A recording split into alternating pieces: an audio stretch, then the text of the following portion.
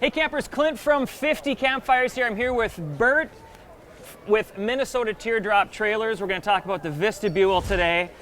Burt, I love this thing. I am a huge fan of small campers. I had a Toyota Huntsman when I was younger, and I traveled around and lived out of a Volkswagen Vanagon for a while. Oh, cool. And looking through this unit here, very similar to the Vanagon in that it's a ridiculous amount of storage and a small amount of space. So let's just get started, and why don't you just tell us a little bit about the Vestibule and maybe how it came to be.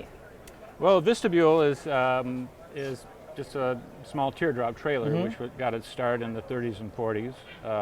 Plans were published in Popular Mechanics and Mechanics Illustrated, and people started making them in their garage. And I started making mine in my garage.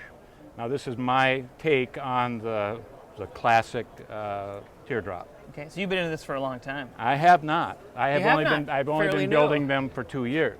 Okay. But I've been a woodworker for my entire adult life. Okay. And so how did you get into making them in mass production like this? Are they one-offs, or do you make a bunch of them? I'm not to mass production yet. Okay. I sold 20 in the last year, but I've only been able to build 10, so I've got a backlog. That's good. Yeah. Start by telling us a little bit about the back end here. This is the thing that's catching everybody's eye. People walk by, and they're right away, you can see yourself here at a campground, you're cooking up fish fry or whatever you're doing, and you get to cook outside, but you have this, you get a shelter over the top. So go through this a little bit and tell us some of your reasons for how this is designed. Well, okay, you've got your running water, you've got your pull-out shelf here for your cooktop. Yep. LED lighting, red lights for when you want to save your night vision. If you've got a nice starry night, you want to keep that. This is kind of bright, so this just closes like this. The new ones have gas pistons, so it's much easier for to lift and open it. You've got your utensils up here. Okay, yeah. So you've got your forks and knives. Place for wine bottles back there. Important. Absolutely. Running water. It's got a 9-gallon water tank, a fresh water tank, and it's underneath here. Okay. And it's got a gray water tank for your sink. Sure. The windows are important in my way of thinking. The idea is that when you're traveling, you can look in your rearview mirror and you can see all the way through the trailer. You don't have that dead zone behind you, right, and you know you don't know if somebody's back there or not. It's more psychological than anything, but also it really makes this thing really airy and non-claustrophobic. Yeah. And that was my main intention, was to really orient it to the outside. It's not a cave on wheels or a tent on wheels. It's more of an observatory on wheels. Okay. So it's really meant to accentuate your outdoor experience. All right, well, let's head around and take a look at the inside here. All right. Okay, so another thing that's unique about these trailers is that the windows open and have screens, and you actually can see out of them. Yeah. For example, porthole window.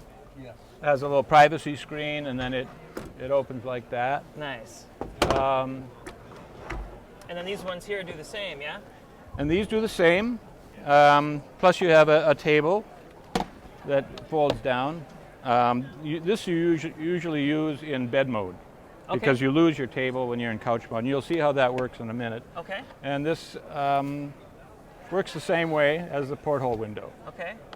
This thing is gadgety. That's what I love about it. Every turn there's something else that's popping out, or something else, someplace else to store something. So yeah, why don't you let's sit on the other side. You can show us what that All works. right, I'll meet. So this is a queen size bed, and you can sleep with your head at either end. That's also something that's somewhat unique with teardrops.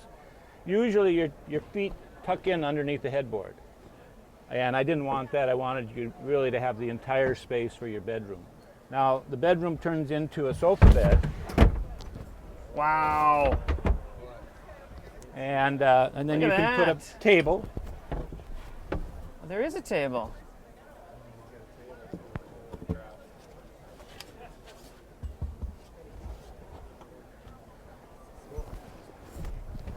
So you've got a place for your feet, and that's storage also. But, I did not see the couch coming. I absolutely thought didn't. no, I thought it was gonna be a bed the whole time. Well, I used to make futon frames for a living and sofa beds, and I couldn't make a teardrop without a couch in it. So, also you've got at night you've got privacy screen here, comes down.